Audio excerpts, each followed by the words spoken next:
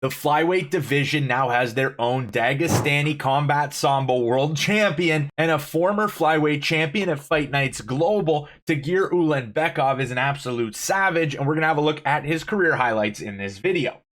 Oh, Till's out! It's over! It's over! That's what I'm saying, boy! Oh! He got dropped! It's over! Munoz! Oh my God! Tagir Ulanbekov comes from the famous Khabib Nurmagomedov Eagles MMA and AKA in the United States, training with UFC pound-for-pound #1 Islam Makhachev and other world-class fighters at the top of their game. Ulanbekov debuted to pro martial arts nearly a decade ago regionally in Russia, and his opening 4 fights he landed 3 submissions on his opponents and swept them 4-0. This undefeated run and the promotion of Eagles MMA becoming a name brand promotion across the globe, producing Russian world champions in the UFC, Fight Nights Global was quick to scoop up Tagir Ulanbekov after this 4-fight streak, and his debut would come against Kairanov, and this was a big step up to his previous competition. His former 4 opponents had a combined record of 5-3. His opponent in this fight would come in at 8-1. Even so, Tagir made the fight look extremely easy. He landed a takedown in the first half minute of the fight and rode that domination throughout the first round, and riding that success and game plan through the second, through the third round, he earned himself a dominant unanimous decision. His opponent's aggression early in rounds, trying to land the big shot, was ultimately his downfall, allowing himself to be taken down and entering Tagir Ulanbekov's world,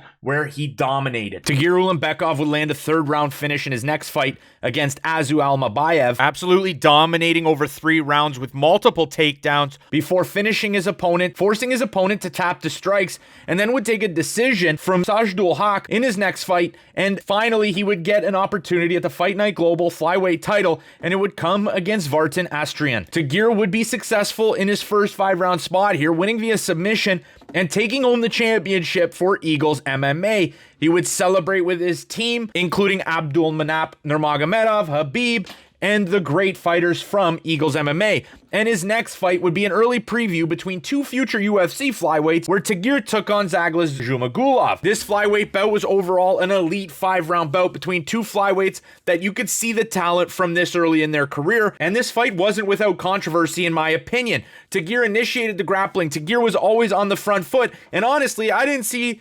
Zhumagulov have much of an advantage on the feet whatsoever.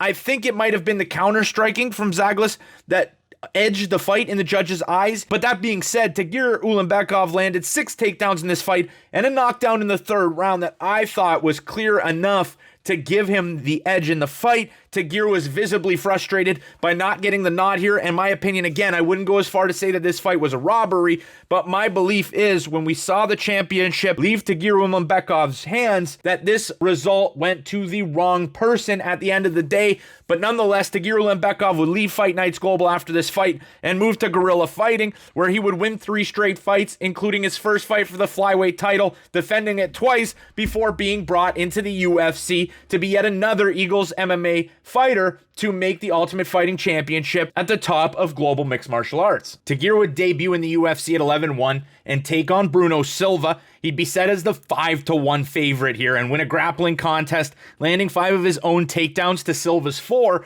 and earning himself his first UFC win via unanimous decision.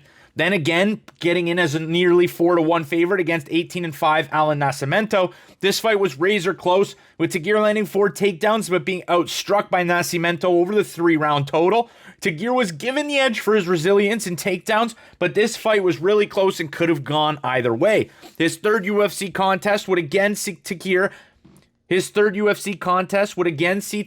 as the favorite. The -215 Russian would meet a fan favorite and veteran of the sport in Tim Elliot.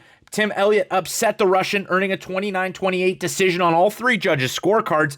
Elliot admitting to a couple glove grabs through the fight, but this contest was still razor close. The second and third rounds were much closer than the first. Elliot took the first round pretty clearly with 3 takedowns and a knockdown in the round via a huge left hand. This was one of the most significant shots Tagir Ulanbekov has ever taken in his mixed martial arts career. But the second round being the decider, this was where there were 2 pretty clear instances of grabbing the glove by Tim Elliot, but no one could really argue that Tim Elliot wasn't deserving of this round and overall the victory here. His scrambles and unorthodox style that have made him so successful in the UFC were the deciding factor here for Tim Elliot in this second round, and it's what ultimately earned him the 29-28 decision. If the glove grabs were point deducted, this would have been ruled a draw, and honestly, the second round was razor close as it was, so you could argue here Tagir Ulanbekov could have been the victor here, and I don't think anybody would have really complained. But still, Tagir Ulanbekov showed that he could be taken down, and Tim Elliot did have significant success in that very first round. But nonetheless, Tagir finally got his legacy result in the UFC in his next fight against Nate Maness. Odds makers were not deterred by Tagir's recent loss to Tim Elliot, and he was nearly the same 2-1 favorite that he was in the previous fight with Elliot. However, in this spot, Tagir would make good on the favorite spot, making quick work of Maness, landing a quick takedown in the opening minutes of the first round. Maness slid back to the fence to try and get back to his feet, and in the attempt to get back to his feet, Tagir was quick to lock up a guillotine choke, riding it right back to the feet, and forcing Maness to submit to a standing guillotine in the first round, and Tagir Ulanbekov would get that elusive UFC finish. Now, Tagir Ulanbekov has a very impressive 14-2 record, and it's clear as day that this guy is one of the most elite flyweights in the world, with the backing of some of the best coaches in mixed martial arts and the Russian wrestling background. But let me know how far you think Tagir Ulanbekov can go in the UFC. Do you think he can become a UFC champion like his training partners Islam Makhachev and Khabib Nurmagomedov previously? But that'll do it for today's video, guys. If you enjoyed, smash that like button and subscribe to Combat Sports Central for more MMA fighting breakdowns, UFC prospect looks, and betting predictions, and much more. But that'll do it again. Peace out.